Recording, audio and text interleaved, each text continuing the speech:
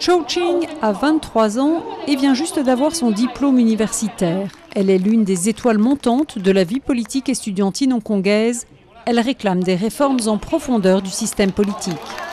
Quand l'ancienne colonie britannique a été rendue à la Chine en 1997, une mini-constitution a promis aux Hongkongais un système vraiment démocratique. Mais face à la lenteur du processus de démocratisation, certains s'impatientent. Ils ont été surnommés la génération post-années 80. Les jeunes sont conscients de l'injustice du système actuel. Ils ne sont pas les seuls. Nos parents, comme les prochaines générations, paieront le prix d'un système politique injuste. C'est pour cela que nous nous engageons.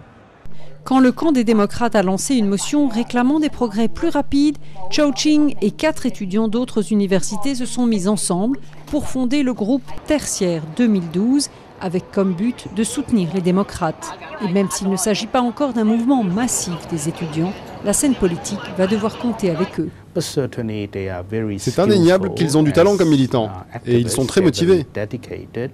Sous le système actuel, sur les 30 sièges du LegCo, la moitié seulement sont élus au suffrage universel.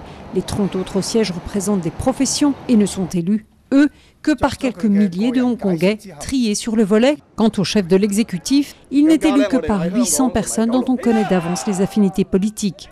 Le rêve des démocrates hongkongais, ce serait de pouvoir élire les députés et le chef de l'exécutif au suffrage universel direct dès 2012. À Hong Kong, le prix de notre lutte pour la démocratie est dérisoire par rapport à la Chine continentale. Pour la même chose, vous pourriez être mis en prison en Chine jusqu'à 10 ans.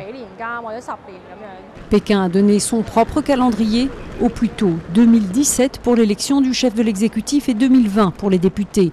Mais les démocrates, comme les étudiants, sont persuadés que sans pression continue du public, même ces dates butoirs pourraient être dépassées avant que Hong Kong ne dispose d'un vrai système démocratique.